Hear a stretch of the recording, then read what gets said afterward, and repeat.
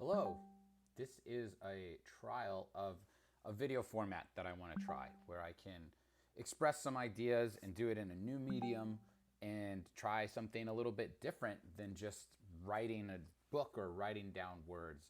I think this medium could be pretty fun, and so I'm just gonna do one take and see if this actually turns into something interesting.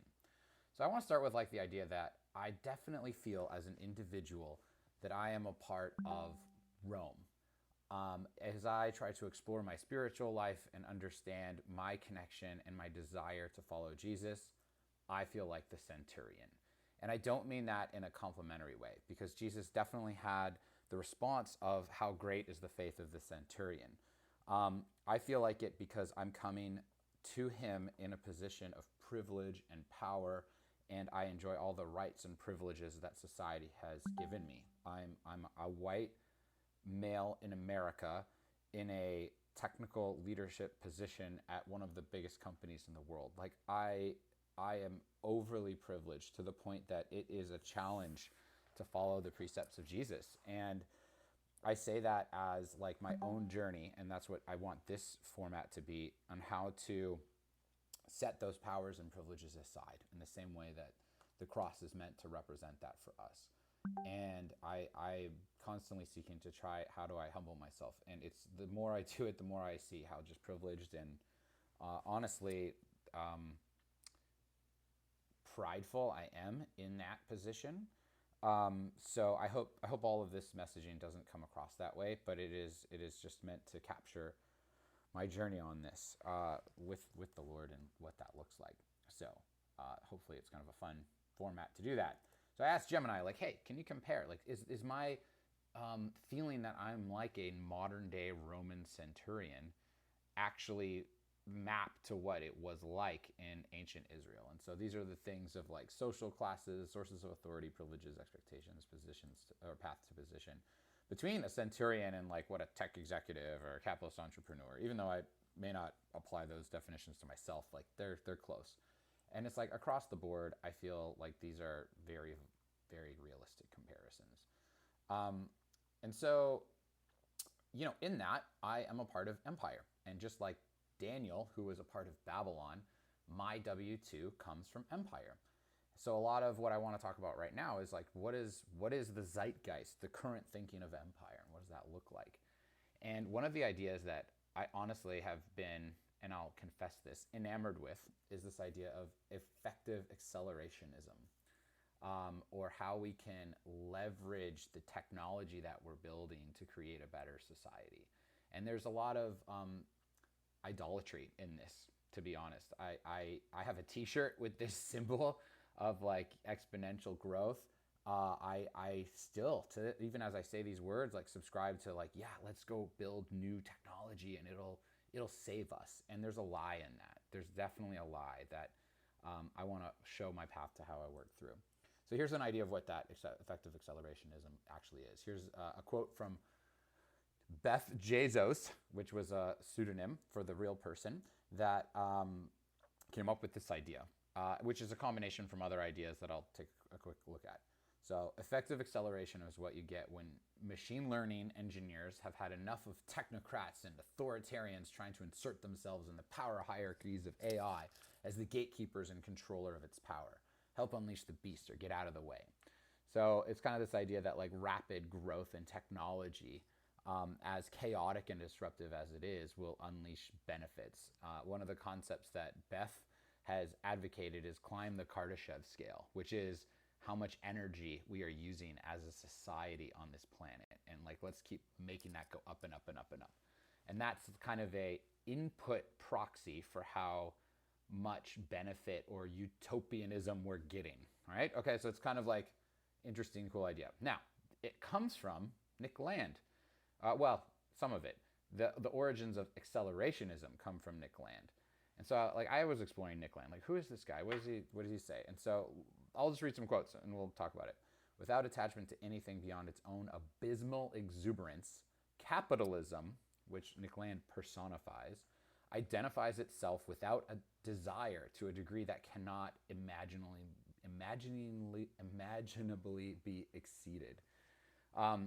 So Nick Land, I've read some of his stuff, not all of it, because his early stuff's a little weird, hard to digest.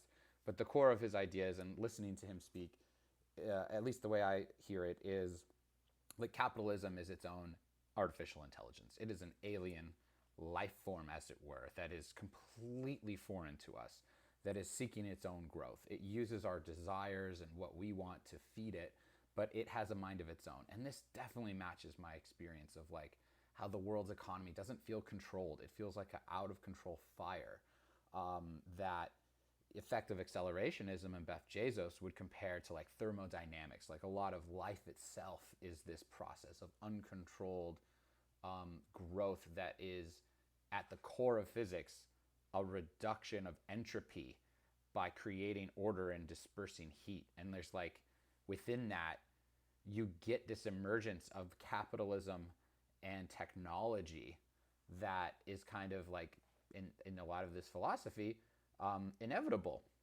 And that's what I think like the modern view, at least as I've understood it and come around it within technical builder circles, of empire is. This is what empire is. It's no longer like an emperor.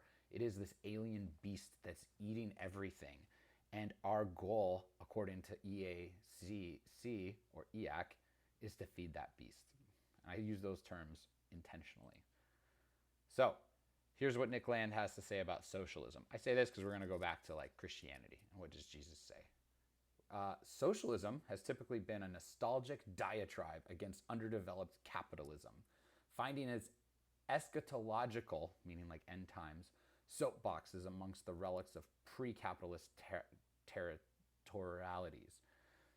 I interpret this as like people in third world countries like socialism because they've never experienced capitalism.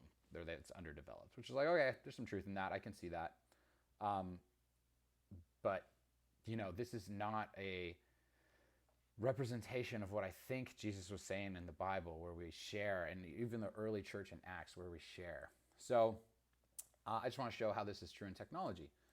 Meta, just today, this is today when I'm recording this, invested $14.3 billion in Scale AI, which is a company to do labeling for machine learning. Just take attention to the number. This is money, money, money, money, money. EACC and accelerationism require money, money, money, money, money, money. So when we ask, like, does Jesus have anything to say about AI? Let's draw the conclusion that he had a lot to say about money. Another article, the cost of compute is expected to grow to $7 trillion to race to scale data centers for AI. So as I reflect on this, because I feel naturally drawn to a lot of these ideas. I like building it. I love AI. I think it's cool and it has a ton of value and it removes human toil in a way that almost feels like the Garden of Eden, where I don't have to work, where the fruit's just produced because like documents are writing themselves. I can find ways to write programs on my own. Like there's something there. But like, how do I reconcile that and my need for like speed and I want to build, I want to ship with like nature and what I think the Bible's saying a different story. And as I was praying one morning a long time ago, like a year ago, I was wrestling with this idea. How do I reconcile the nature that I have with what I think God's creation is meant to be? And a hummingbird flew right past me, right when I was in the middle of this prayer. And it kind of stuck in my mind as like, God creates all forms of variety of life. Some is fast and moves quickly and flows through the world. Others are big and slow, and like his world has room for all of it. And so I'm embracing that, and that's another reason kind of for this format. I'm gonna be like a little bit weird, you know, ADD hummingbird, kind of embrace that like desire to be a builder and tech guy. But within that, I need to seek first his kingdom, and all these things will be given to you.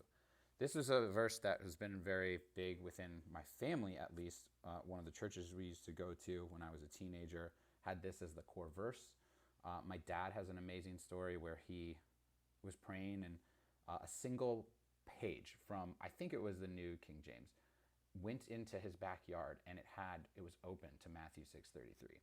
I've had many moments where I like wake up at 6:33 and I'm just reminded of this verse. This verse is just, the Spirit's led me back to this. Now the takeaway that I want to make, and I'll draw it back to our other points, is that all these things in the context of the Sermon on the Mount, which is when Jesus said this, are about material goods. And so when we think of money and possessions and material and its relation to technology, because technology is just another kind of morphed representation of money and possessions, Jesus' advice is seek first his kingdom and his righteousness, right? Of the Father, that's who he's referencing. And all the material things will be given to you. Is essentially, as I take it, the message. God's righteousness, if we look at Abraham, the righteousness credited to Abraham came from his faith. So it is a belief and a faith in God's kingdom.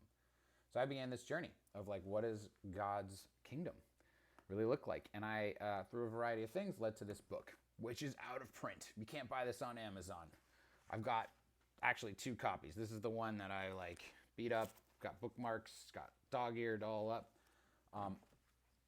Life-changing for me, this book. It's God's Reign and the End of Empires. You can order it here from Crossroads Publishing Company, which is where I got mine, and get some fresh prints. I was going to read some quotes. I have them in my notes here. I'll just read some of them. The ultimate logic of Babel brings with it profound human unhappiness. When people finally become conscious of the debased quality of their lives, they contemplate the absurdity of an existence dedicated to producing baubles and fated to end in death. They feel burdened also by a sense of their own guilt and their inability to forgive themselves or to pardon others. Pointlessness, resentment, guilt, bitterness, and emptiness invade the lives of millions of people, among dominators as well as dominated. Okay, so that's cool. Here's another one I highlighted. Thought was good. To the extent that we hand ourselves over in confidence to the God announced to us in the gospel message, to that same extent we will be freed from the logic of Adam and all its oppressive consequences. As much as faith may be engulfed by unbelief, the arrival of faith means that something brand new is visibly occurring in history, because out of faith there arises a human praxis, meaning like practices, that is free of all pretensions of power and self-justification. And that previous quote is about like that self-justification that originates from the Tower of Babel, which is like at the core of what it means to be Babylon or empire in the biblical sense. And then maybe one other quote that's cool. So he talks a later about the future, and I'll probably examine this book a little more in other videos, but here's one about where he talks about the relevance of identity in a network society. So like he talks about how in this new modern day we have these networks of different connections of people that are identified by other dimensions than just like their national identities, which, you know, hopefully a lot of people can relate to, like different social justice movements. You know, that's beyond national identity. That's within the network effects of different individuals connecting. So here, as a result of the social transformations involved in the network society, where all the people connect on different levels and dimensions beyond their national borders, a tremendous distance develops between individual persons and the networks that distribute power. Individual persons experience the networks as complex forces outside their control and their comprehension, and they present a profound threat to a person's personal and cultural identity.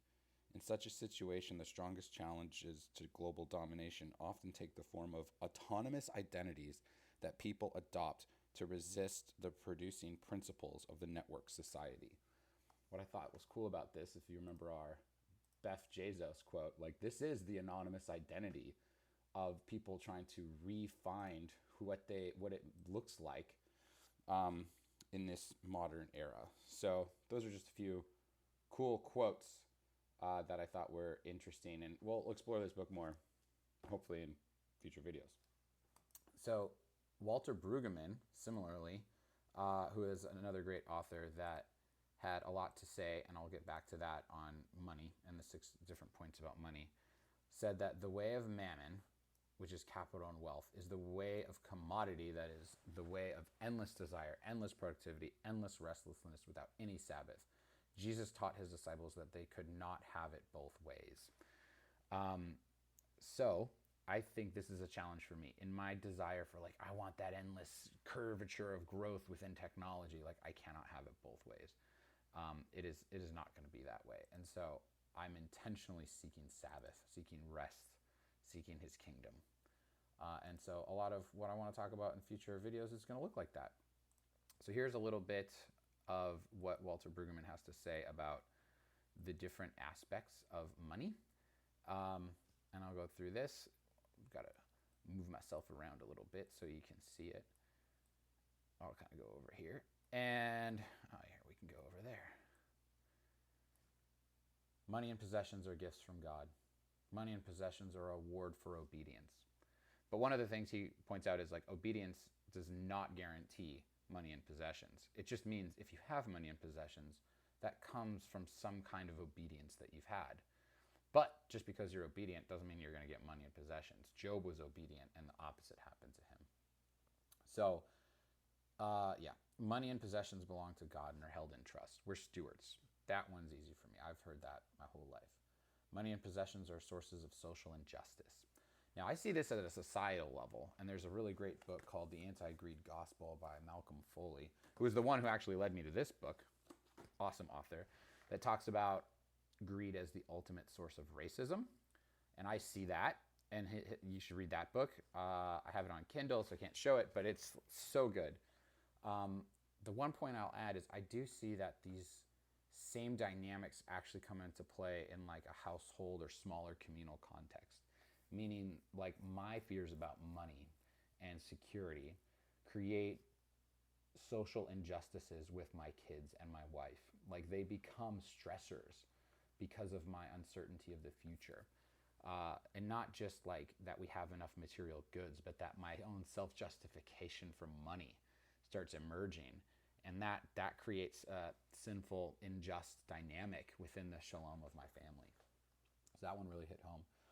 Money and possessions are to be shared in a neighborly way. Sounds great. That's what the church in Acts was like. And then the big one, money and possessions are seductions that lead to idolatry. That's like EACC for me. The idolatry of AI and technological growth is real. And so I want to go on this journey together on what does it look like for someone who is a centurion in a modern day empire that worships AI, technology, and money, that believes in its rampant growth as a bestial form of alien intelligence. How does one in that environment follow Jesus into an age where it will likely accelerate, where we will reject that as idolatrous, focus on following him into what his kingdom looks like, which is where Antonio Gonzalez has done an amazing job articulating what these, like, messianic communities mean, and how from the bottoms up of that we will destroy empire, or just, like, invalidate it. Like, all of this stuff with AI growth, like, that is not the way back to the Lord, back to what Revelation 21 describes as a new heaven and a new earth. And so that's my hope, is that we can explore that together and do that in a fun new medium where I'm still true to the hummingbird nature that's a little bit ADD, a little bit different than just writing a traditional book. So there's video one. We'll have to cut it. Thanks all.